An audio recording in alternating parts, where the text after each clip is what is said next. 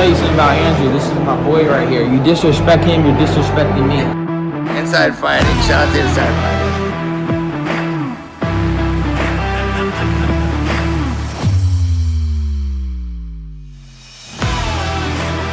Fight Season Podcast. I am joined, as always, by Andrew Capucetti, our man in the field, and Timothy James, MMA. Timmy Shoes MMA on X. Timothy James, what's up, brother? How you doing?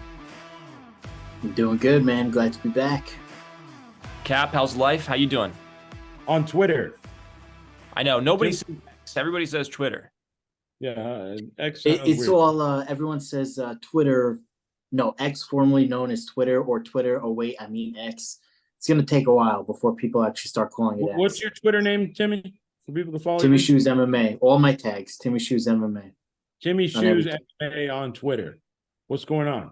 The way I want to start this off is that we are covering the big boxing event this week, or one of the biggest boxing events of the year is the return of Canelo Alvarez in Las Vegas. He's going to be fighting Jermell Charlo at the T-Mobile Arena, right, Cap? Yeah. I'm sort of in between on this fight. I have my thoughts on it, so I guess let's just sort of go around and get everybody sort of give what they think is going to happen in this fight, because it seems like every odds that I look at in this fight suggest that Canelo, that this is not an easy fight, but that he should be able to handle this one, and I'm not so sure about it. So, but I'll trust the boxing experts on this one. What is your guys' take on it? Well, unless Jermell went to the Las Vegas Superior Court and filed for a name change, I never heard of Charlo. Charlo, or whatever Jesse's calling him. Charlo.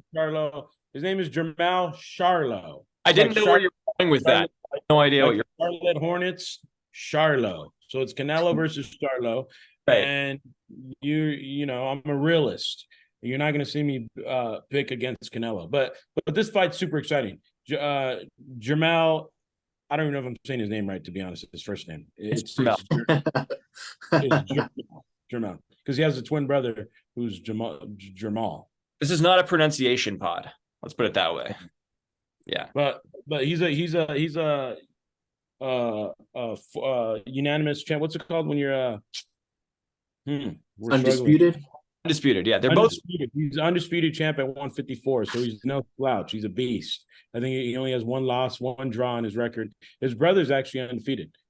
So this is a fantastic fight. And the biggest fight. The 2023 has had monster fights. Tank Davis, Ryan Garcia, Terrence Crawford, Earl Spence, Nate Diaz, Jake Paul. And now, you know, we have Canelo, Charlo. And then we have, you know, Ngannou, Tyson Fury coming up. And then, you know, a couple other ones in between. Shakur Stevenson's fighting. Devin Haney's fighting. Shakir fights November 16th. Devin Haney fights December 9th. So boxing is super strong right now. And they're putting on one good, solid event a month. August's event was Jake Paul, Nate. July was, you know, Terrence, Earl Spence. Now in September, we have Canelo, Charlo at the end of the month. Huge. I'm excited to be going. If I wasn't going, I'd be hanging out with the family, having some beers, cooking up some food, you know, and enjoying it from home. But whether you're going or staying home, it's like must-see TV. Yeah. I don't know. What's there better to do on a Saturday night than watch Canelo Charlo? Well, I'll be at an Italian mafia dinner, a murder mystery dinner during the fight. So that's apparent, according to my wife, that's the better thing to do. Yeah, no disrespect to your wife, but that sounds terrible. I know.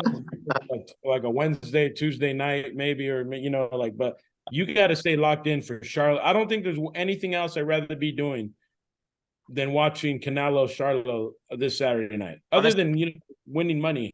I might front the money to put the pay-per-view on the TV while we're at the dinner. Just FYI, I might actually do it because I am excited. And I do want to throw this before we get to Timmy here. I wanted to sort of just go through this because my take on it is I'm taking Canelo, but I do like some of the odds here for Charlo. And I want to go through a couple of the quick odds before we get to Timmy. To go the distance, this fight, first off, really quick, Canelo is a minus 400 to win on the money line. Charlo is a plus 300, right? Is there an over under on rounds? 9 rounds, 10 rounds? It's usually 9 or 10 rounds. 5. The over under is 10.5 on DraftKings. Oh, So, 10 and a half rounds. but Canelo by KO, TKO is a plus 210. Canelo by decision is a minus 110. So they clearly think that this is going to the decision. So So Some the people- under is plus 255. Under 10.5 rounds is Yeah. 255. Well, Yeah. that's what he's saying. He's reading it wrong. sorry, I just I like lost. that bet. Under 10.5 is a plus 210. Oh, 210. Okay. If you think that Canelo is going to finish this in under 10 and a half rounds, And these odds are from our friends over at DraftKings. yeah, there's actually some pretty good, you're getting some pretty good return here. So, Listen, people think Canelo's getting old. Yeah, we're all getting old. We all get up there in age. Every day that goes on, we all get one day older. Canelo's knocking Charlo out in under 10 rounds. That's easy money. He's too big. You know, Charlo has maybe a height advantage, but Canelo's just like a stocky cow. He's like a beef. He's like a fucking. but if you think that Charlo can find a way to sort of like a flimsy decision, a plus 500 is very interesting. It's very interesting. Just throwing it out there. Timmy, what's your take? Listen, Canelo Alvarez is born July 18th. That's my son's birthday. They're both, Canelo means ginger, got the red hair. So, yeah, Canelo's going to get this done. He's a minus 400 for a reason. I really don't think there's going to be any shockers. A really intriguing, though. I thought it was plus 255, but plus 210, that it's under 10 and a half rounds. It's intriguing. But, yeah, I think Canelo either knocks him out or gets the decision easy. But you know what? Now that I think about it. If Canelo couldn't knock out Triple G, in 3 of those fights, all 3 of those fights went the distance. That's where I'm leaning. That's where I'm leaning. How is he going to knock out Charlo, who's just as big as Triple G and just as talented? So Right. You know what? I'm actually second guessing myself now. I think Canelo is going to walk away at the dub, but I don't know if he's going to knock him out. But I think like Canelo said at the press conference today, there's levels to this, and this is the biggest stage Charlo's ever been on. I think he's gonna perform. He's gonna cash a big check, and he's gonna go home a happy man with or without the win. And I think Canelo only goes home a happy man if he gets the win, because Canelo's all about his legacy. And you know what? When we start talking about their big purses and how much money they're gonna make, I'm just getting fucking pissed off now. So let's move on. yeah, let's move on because we actually have a bigger boxing fight coming up in October. It is Dillon Danis versus Logan Paul. I forgot to mention that fight is huge too. It's massive. Boxing is killing it right now. So obviously there's been we've talked about in this podcast about the speculation of Danis showing up. There's been much talk about it, but before we get into that, because he did put out a cryptic tweet yesterday where he said, this is what did he say, Cap? He said, I'm sick of this. I'm so over this. I'm so sick of this. I'm so over this. Something like that. I'm done with this shit. I think it had to do with like some not to do with the fight. I think it had more to do with like how he's promoting the fight versus how Logan is. I think that's what it has more to do with. Listen, to update the fans on what's going on, Dillon Danis is being sued by Nina Adgal, Logan's fiance. And Dillon's been posting photos of her, as we know, for a couple months now, about 4 weeks, about a month, nonstop, blasting her on Twitter. She filed a cease and desist. She's suing him for probably like defamation, stalking, got a restraining order against him, the whole 9 yards. Dillon is saying, what the fuck? This is the fight game.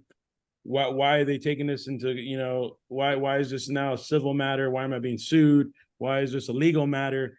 Let's just fight. And then, so he tweeted, hey, I'm over this, fuck this. But he wasn't talking about the fight. He's just overall being sued. And I think Dillon Danis shows up. We're 2 weeks out. Today's September 27th. The fight is October 14th. So we're about 16 to 17 days out. And I think Dillon Danis shows up. And I agree with everything he's saying. Like, you shouldn't be like, his girl and Logan are just suing Dillon because they're salty because Dillon just roasted him. Dillon won the roast battle, and now he's getting sued. So, Chael Yeah, I Sonnen. saw a report that the restraining order was granted because Dillon Danis did not show up. I believe that was the initial report. So Nina Agdal actually has a restraining order against Dillon Danis. I don't know if that's a cease and desist, but if it is, I'm looking at his Twitter right now. He has not ceased or desisted. He's got some posts that I can't read out for you. No, yeah, you can. You can cuss on YouTube. Read me a post that you think is crazy. Yeah, this last one, it's the Matrix meme. He's got the blue pill and the red pill, and it says, "Marry this whore who drank more fluid than you've drank prime, while everyone knows in the entire world."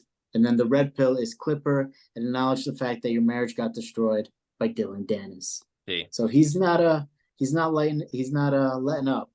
Wow, Dillon's fucking going crazy. Been savage in this whole process. The debate is that Chael Sonnen made this point earlier in a video that he made. Does Logan and Nina suing Dillon, is that them trying to get out of the fight more than Dillon harassing Nina is his way of getting out of the fight? So Chael kind of took Dillon's side on it, it seems. And I'm leaning towards that Dillon is showing up because I think he's putting too many high-profile people into his corner, because he just trained today with Alex Pereira, who has, this is the second time that he's done a sparring session with Dillon Danis. He also has Conor McGregor in his camp, obviously, who has been training with him, backing him up. So the fact now that he has Poatan in his corner, taking time out of his day to train Dillon Danis, I am leaning towards that Dillon's going to show up. I think this fight is going to happen.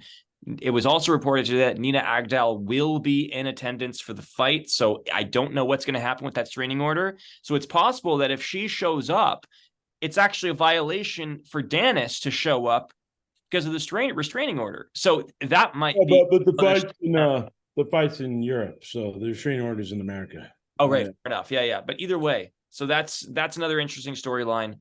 Nina Agdal will be in there in attendance, but I think that Dillon's going to show up because he's got too many. He's reaching out to too many high profile fighters for him to just back out now.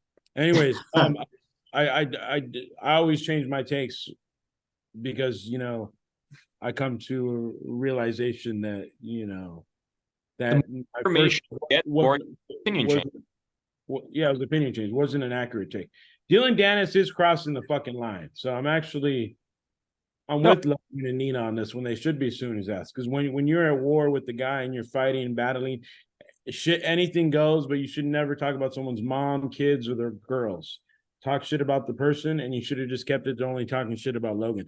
The fact that he's dragged his fiance for over a month on social media, I'd sue his ass too. I'm going to add a little bit of a nuance here. I think if Nina Agdal was some sort of private figure, like she wasn't famous, she wasn't all online, all of these posts, pictures he's posting are all public. It's a little bit different than Dillon posting about her is a little bit different than if she was some private figure. No one knew who she was. She's got a name, she's famous, and I think when you have that sort of status, it sort of opens you up for this kind of thing.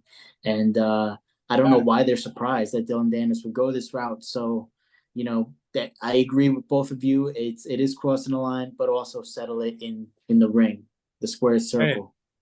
Hey, Timmy, you're right. You're almost making me change my opinion again.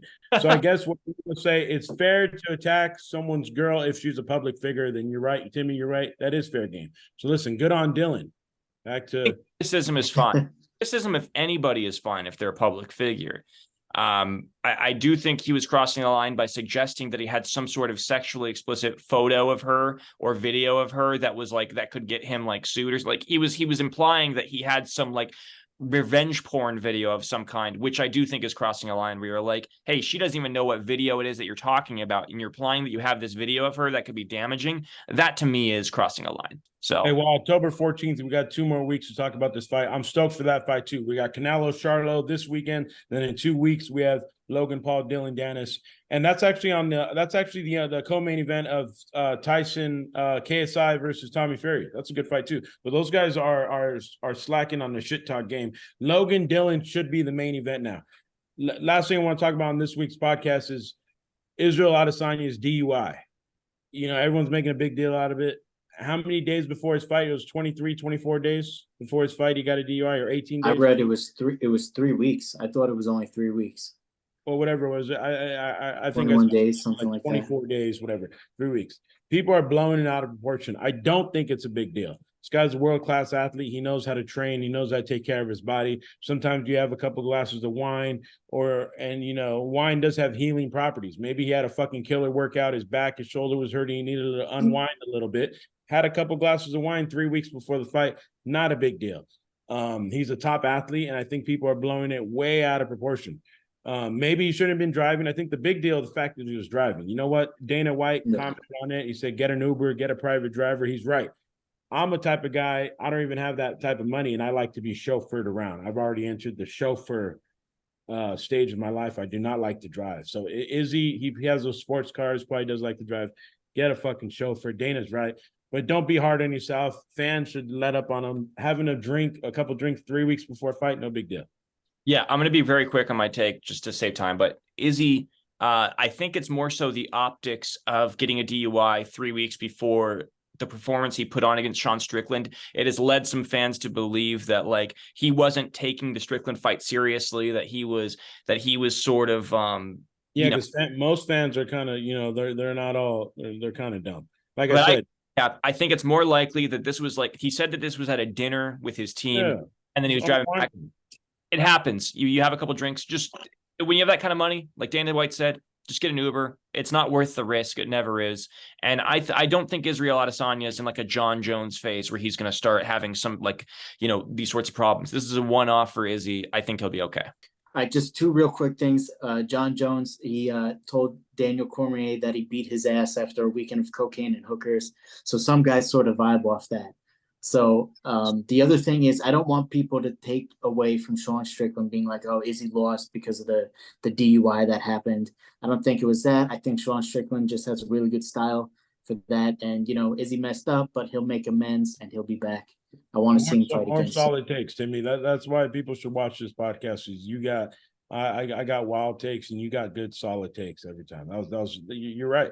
Speaking of Dana White, let's get this out of the way really quick. He responded to Stephen Espinoza reports that, Showtime Boxing might be no more next year, that they're going to be getting rid of their boxing division.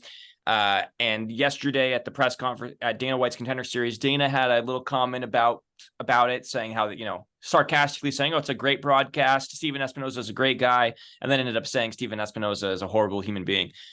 Espinoza said today at the press conference with Jermell Charlo and Canelo Alvarez, he said, not all combat sports is the same. No disrespect to anybody, but there are levels to this. This event will generate a gate of over $20 million, our third $20 million gate in the last 6 months. To put that in perspective, the UFC has never done a $20 million gate in its entire history.